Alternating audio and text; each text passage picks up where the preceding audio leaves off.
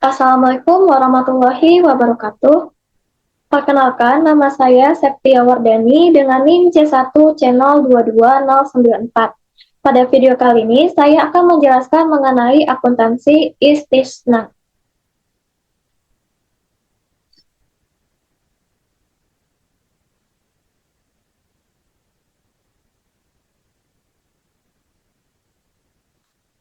Nah, jadi apa sih akad istisna itu? Jadi akad istisna adalah akad jual beli dalam bentuk pemesanan, pembuatan barang tertentu dengan kriteria dan persyaratan tertentu yang disepakati antara pemesan, pembeli dan mustasni dan penjual atau pembuat.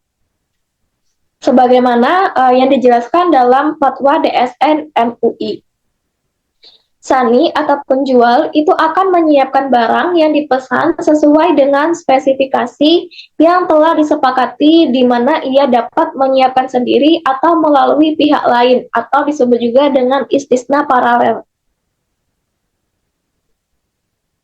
Nah, dalam PSAK 104 paragraf 8 dijelaskan bahwa barang pesanan harus memenuhi kriteria sebagai berikut.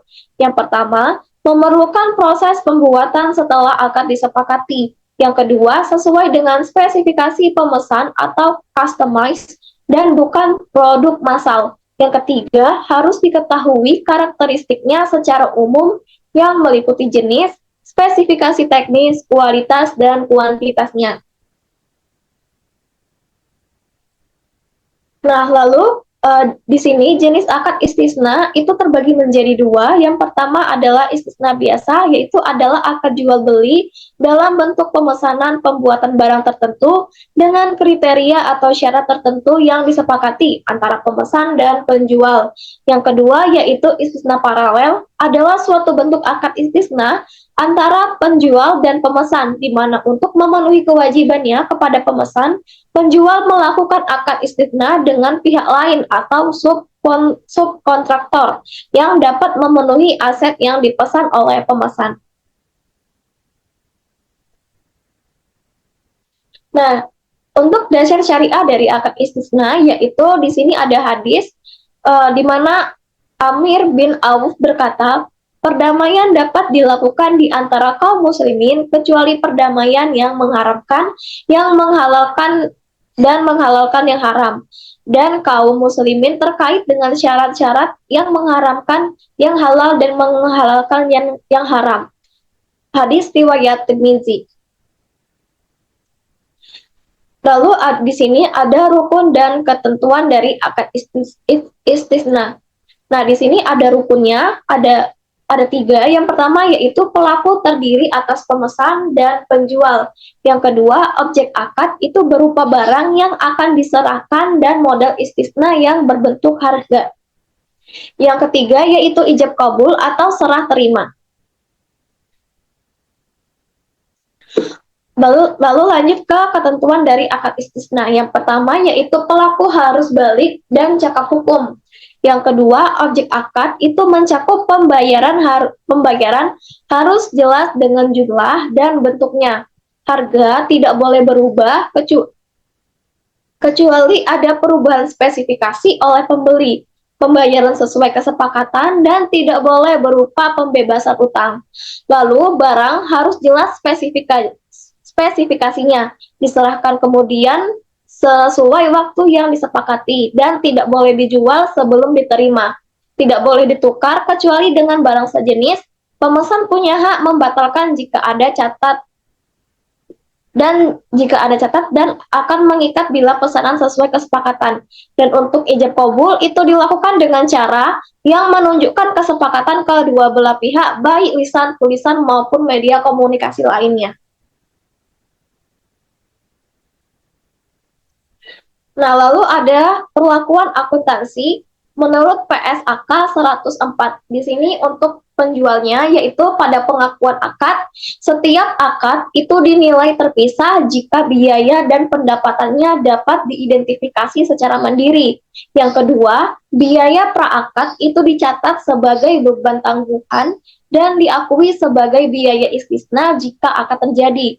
Dan pada saat pengakuan akad, Yang ketiga yaitu setiap akad dinilai terpisah jika biaya dan pendapatannya dapat diidentifikasi secara mandiri. Baik, ini sepertinya ada salah gitu ya teman-teman, maaf. Nah, ini pengakuan pendapatan untuk penjual. Pengakuan pendapatan itu ada dua metode, yaitu akad pada akad selesai setelah pekerjaan selesai dan persentase penyelesaian atau diakui bertahap. Nah, PSAK 104 itu lebih menyarankan pengakuan pendapatannya menggunakan metode persentase penyelesaian, kecuali estimasinya itu tidak memungkinkan. Nah, untuk rumusnya yaitu persentase penyelesaiannya sama dengan biaya yang telah dikeluarkan dibagi dengan total biaya. Dan untuk pendapatannya yaitu persentase dikalikan dengan nilai akad, dan untuk nilai marginnya yaitu persentase dikalikan dengan nilai akad dikurang dengan total biaya. Nah, untuk istisna tangguh, itu pendapatan dibagi dua, margin keuntungan dan selisih harga tangguh, dan diakui sesuai dengan proporsi pelunasan. Dan dalam penyajian di laporan keuangan, itu piutang dan termin istisna, aset dalam penyelesaian dan pengungkapan metode dan rincian transaksi. Nah, di sini untuk perlakuan akuntansi PSAK 104 untuk pembeli. Yang pertama yaitu untuk pembayaran tunai itu diakui sebagai aset istisna dalam penyelesaian dan utang istisna sesuai dengan tagihan tagihan penjual. Dan untuk pembayaran tangguh itu diakui sebesar biaya tunai selisih dengan harga tangguh sebagai beban istisna tangguh yang diamortisasi secara proporsional. Lalu bagaimana jika barangnya itu tidak sesuai? Yang pertama yaitu kita bisa menolak barang dan uang yang belum kembali itu diakui sebagai piutang. Dan yang kedua, menerima barang cacat itu dapat diukur dengan nilai terendah antara wajar dan biaya atau selisih dapat diakui sebagai kerugian. Dan untuk penyajian dan pengungkapan dalam laporannya itu memuat utang istisna, aset dalam penyelesaian dan pengungkapan sesuai dengan PSAK 101. Nah, untuk kesimpulannya yaitu akad istisna adalah perjanjian jual beli dalam bentuk pemesanan barang dengan spesifikasi tertentu yang dibuat setelah akad. Barang bersifat customized dan penjual tetap bertanggung jawab meskipun diproduksi pihak ketiga. Harga disepakati di awal dan tidak bisa diubah kecuali ada perubahan spesifikasi.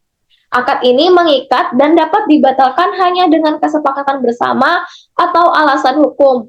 Pembayaran bersifat fleksibel, bisa di awal, bertahap, atau di akhir. Dan dalam PSAK 104, penjual mengakui pendapatan dengan metode persentase penyelesaian atau akad selesai, dan biaya pra-akad dicatat sebagai beban tangguhan.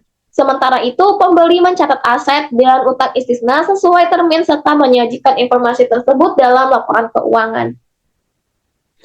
Baiklah, mungkin hanya itu saja yang dapat saya sampaikan. Lebih dan kurangnya saya mohon maaf. Terima kasih atas perhatiannya. Wassalamualaikum warahmatullahi wabarakatuh.